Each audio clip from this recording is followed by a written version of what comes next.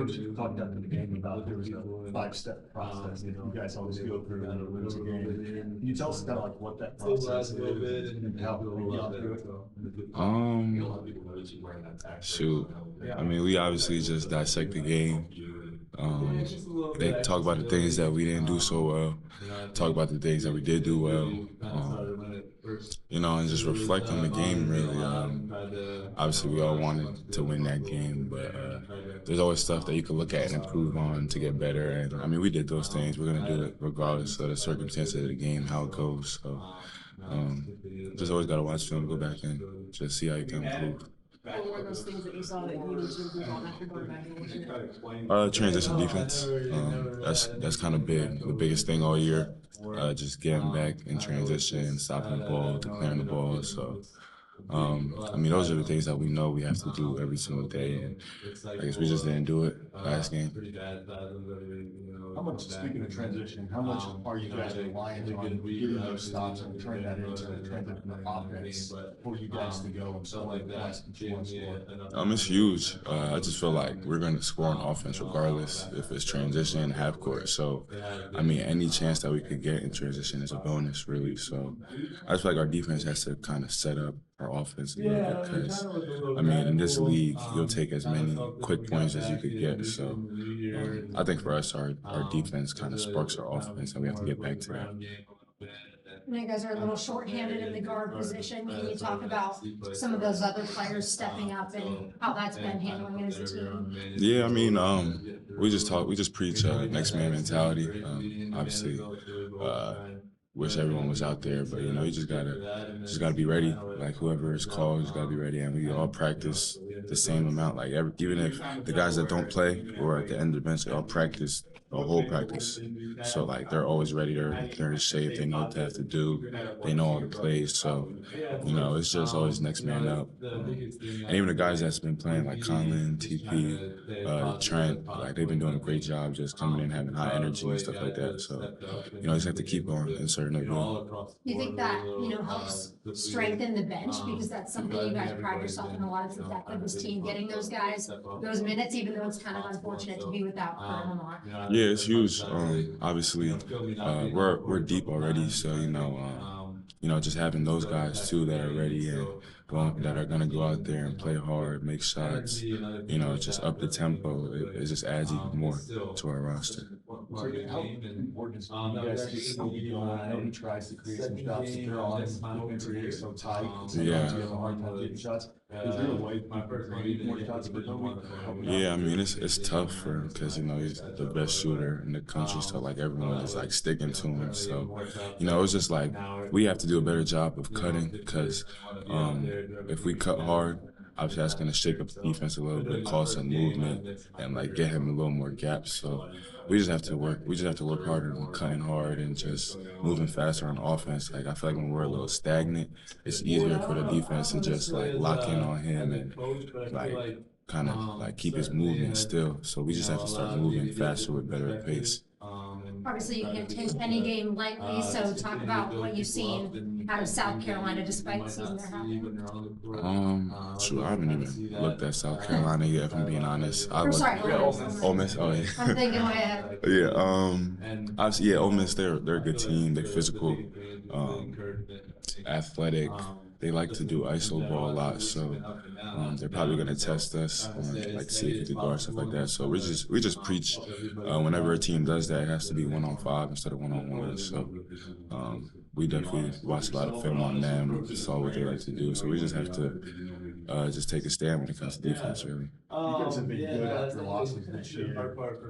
What do you think that is? Is it the attention more? What do you guys have to do about one loss? You kind of just said it, like our coaches keep on preaching, and even us, like, we don't want one bad game to become two, and then 2, 3, like, you gotta turn the tide eventually, and it's all about how you respond. Like, basketball is a bunch of ups and downs, so, I mean, it's not always gonna be great, so you just have to bounce back and make sure you just stay even keeled, because once you get too high, too low, that's when you become so inconsistent, so we just have to figure it out. You guys don't really have a personal connection to Calipari, but just from a player's perspective on the sideline, how was the atmosphere of Rupp Arena like? How was it from your view? Yeah, it was. I mean, the fans. We know how much it meant to the fans, and that's kind of how we got our experience from it. None of us, like you said, really had a personal experience with Cal, so it was really kind of felt that through the fans, and Rupp Arena was unbelievable, and Rocket really brought the energy for us, and so obviously super disappointed in the loss, but we're excited to get back after it again tomorrow. What have you seen from Trent? Not necessarily these last few games where you were out limited, but just going back to the summer from where he started to maybe right now. Oh man, he's gotten so much better, so much better. I think he definitely was kind of in a tough spot because he's trying to learn the four, and he's never really played the four a little bit, trying to also keep being able to play the three. And so certainly, just like any freshman in the middle, the end of the summer is like a whirlwind, and you're super overwhelmed with whatever you got going on. And so I feel like he did a really great job of trying to be able to, weather all of that stuff, not get discouraged in what he wanted to do and what he was able to do with his team. And then into the fall, he really kind of found a rhythm in practice, and I feel like he's done a really great job of trying to make sure that he's as versatile as possible and be able to help the team in any way he can. And defensively, I think he's really made a lot of strides. He's super strong and definitely faster on his feet than people think. He's definitely able to move his feet really well defensively, and he plays super hard for us, and that doesn't. That's how he's able to really impact the game, and has really made a lot of strides these last couple of months. Andrew, I'm sure you've answered this, but how are you feeling? How's your back? Yeah, no, I'm feeling great. I think was able to use the week leading up to Vanderbilt, and unfortunately, obviously didn't play in that game, but really been able to recover these last couple of games, kind of stabilize, kind of where I'm at, and I've been feeling a lot better. With Amari, he's been a great ball season, Yeah. very impactful, but really feels like over the last several games, something's really clicked. Have you seen something change with him? Is it an aggression level, or what have you seen from him in practice and out in the game? Yeah, no, definitely. I think after a couple of games, Coach really challenged both of the fives, BG and Amari, to really step up, especially. Kind of Lamont kind of goes down and Kerr's down, and so we need help bringing the ball up and different looks, kind of. And I feel like Amari is really taking that upon himself. It allowed him to get into a great rhythm these last couple of games, and really, offensively been able to be such a threat for us, which is, it's amazing. It just adds a whole new level to what we want to do, and he's just been super aggressive and really great for us. Would you consider him a point guard? I mean, he brings the ball up, right? It could count, right? What about from a scoring perspective with Amari? What have you seen? Maybe not necessarily how he's evolved because he is a fifth-year player, but just what have you seen from him in general? And I imagine you're probably on him a little in practice. What's it like? Yeah, no, definitely. I mean, first of all, he's super strong. Always been super strong.